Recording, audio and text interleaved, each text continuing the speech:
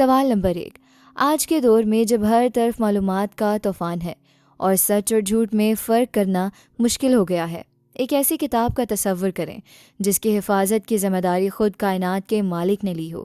سورہ الحجر ہمیں اسی لازوال سچائی سے روشناس کراتی ہے۔ سوال، سورہ الحجر کے مطابق اللہ تعالیٰ نے قرآن مجید کی حفاظت کے بارے میں کیا لازوال وعدہ فرمایا ہے؟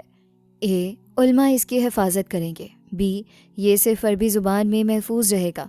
سی، اللہ تعالیٰ خود اس کے محافظ ہیں۔ ڈی، ہر زمانے میں اسے نیا کیا جائے گا۔ درست جواب سی، اللہ تعالیٰ خود اس کے محافظ ہیں۔ تاریخ گواہ ہے کہ آسمانی کتابوں میں وقت کے ساتھ انسانی آمیزش ہوتی رہی، لیکن قرآن کے معاملے میں اللہ تعالیٰ ایک فیصلہ کن اعلان فرماتے ہیں۔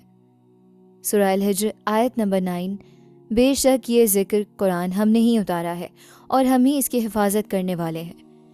یہ آیت مکہ کے اس دور میں نازل ہوئی جب مسلمان کمزور تھے اور کفار اسلام کے نور کو بجھانے کے در پہ تھے۔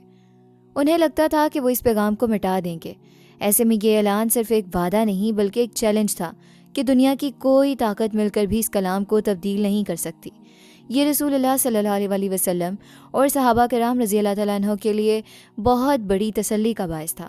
اللہ تعالیٰ ہمیں یہ سکھا رہے ہیں کہ ان کا کلام ہر قسم کی تبدیلی اور تحریف سے پاک ہے۔ یہ وہ واحد ابدی ہدایت ہے جس پر انسان آنکھیں بند کر کے بھروسہ کر سکتا ہے، کیونکہ اس کا محافظ خود اللہ ہے۔